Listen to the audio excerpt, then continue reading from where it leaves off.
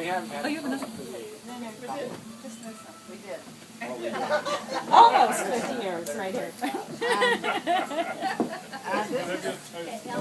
This is a story that my husband wrote about 10 years ago, reminiscing about his days at university in Saskatoon, which is a city on the prairies. It's very, very cold. You don't want to visit there in the winter.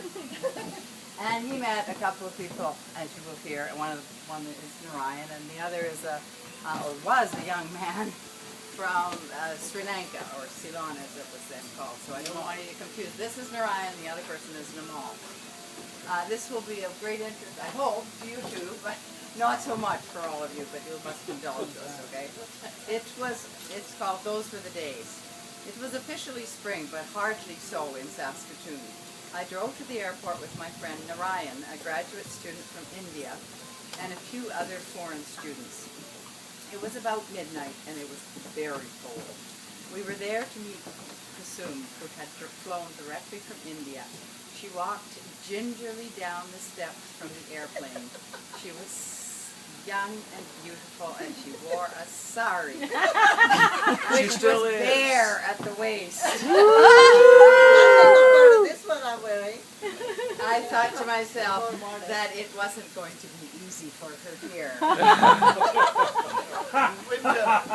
Frozen But waste. it was May though. It- It's not that cold. No, it was the middle of winter. No, it's because of Narayan, that's what I'm she sorry, you may have been there, but you I had been living with Narayan in his rented apartment for a few weeks while he awaited his wife. The school year had ended and we had been obliged to move out of residence. Once he had cooked us what he called a real curry, and I was thrilled. But when I ate it, I began to understand why so many people in India are starving.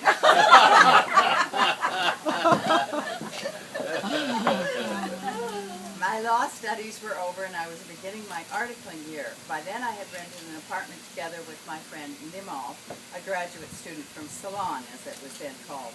To go back, I had left my job as an engineer in Alberta to enter law school in Saskatoon. Being an outsider, older, and in residence, I was naturally attracted to the graduate students there. Many of them came from Asia, Africa, and the Caribbean, and there was a handsome postdoctoral student from Russia. This was 1964, and the Russian was a novelty. He used to say, remember, he was a doctoral student, do as the doctor orders, and some of the female students did. It was living right below me in the residence. We had great fun. There was also a lovely girl from Malaysia in residence. She was the campus beauty queen and she was friendly, but I was too timid to ask her out. I was beginning to learn that the definition of life is a series of missed opportunities. My foreign friends never said they encountered discrimination in Saskatoon, but then again, they weren't part of the general society.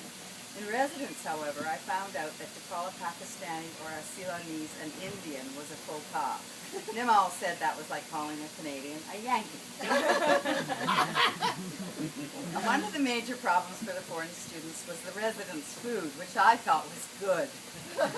The cafeteria rose to the occasion and began to provide various herbs and spices. The Caribbean students, though, continued to bring their own hot sauce to the table. Something we laughed about was the pronunciation of Saskatchewan.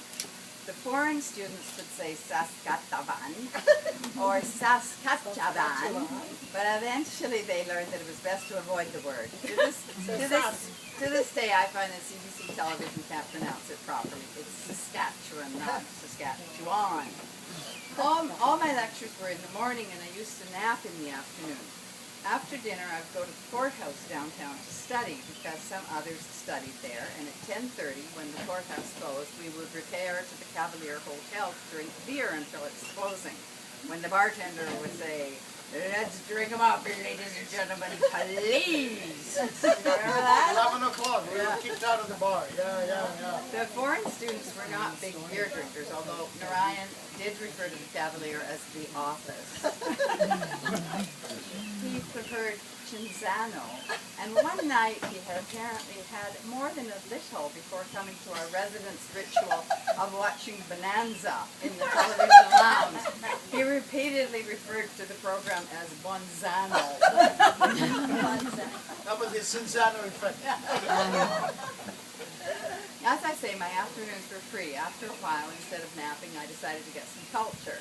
I enrolled in 3 extra courses, drama, drawing, and painting, and computer programming.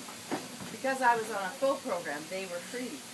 However, they proved to be too heavy a load, and I began looking for excuses to get out of them. Acting in front of a class was just too embarrassing for me, so it was easy to quit that.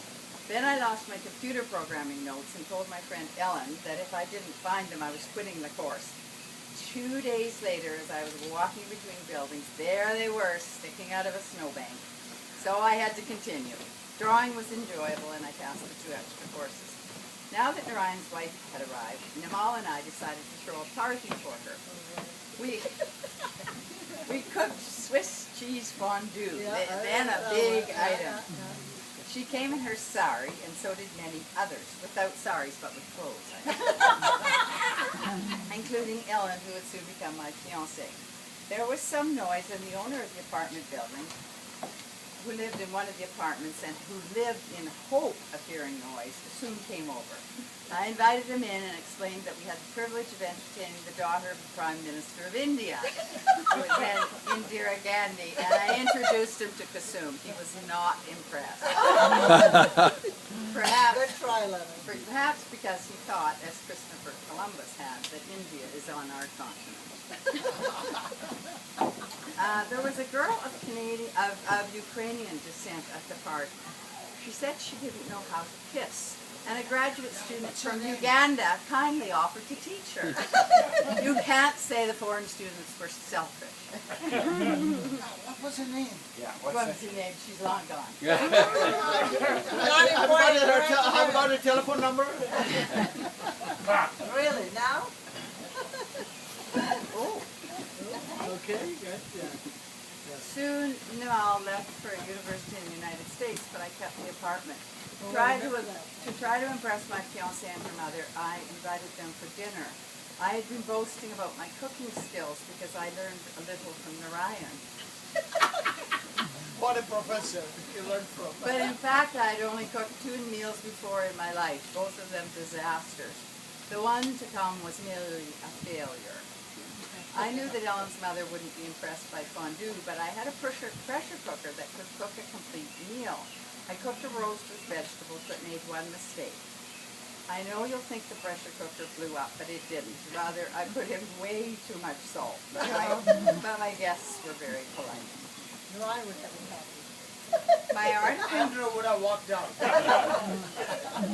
My articling days were coming to a close, and my friends were leaving or had already left for the 4 corners of the province or the earth, all full of expectations. That was fine because I was going to be married and then my best years would begin. But now, 47 years later, I wish those days had never ended. Nimal became president of the Bank of Ceylon, then taught at a university in Sri Lanka, as it is now called. Narayan became a fellow of the Institute of Electrical and Electronic Engineers in the United States. I wish their success had rubbed off on me. Oh well, if wishes were horses, then beggars would ride.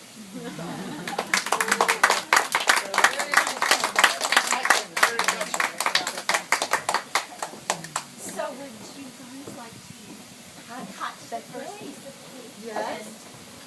But this is not the right Oh, knife. you see, we were digging around in the kitchen and we couldn't find it. It's just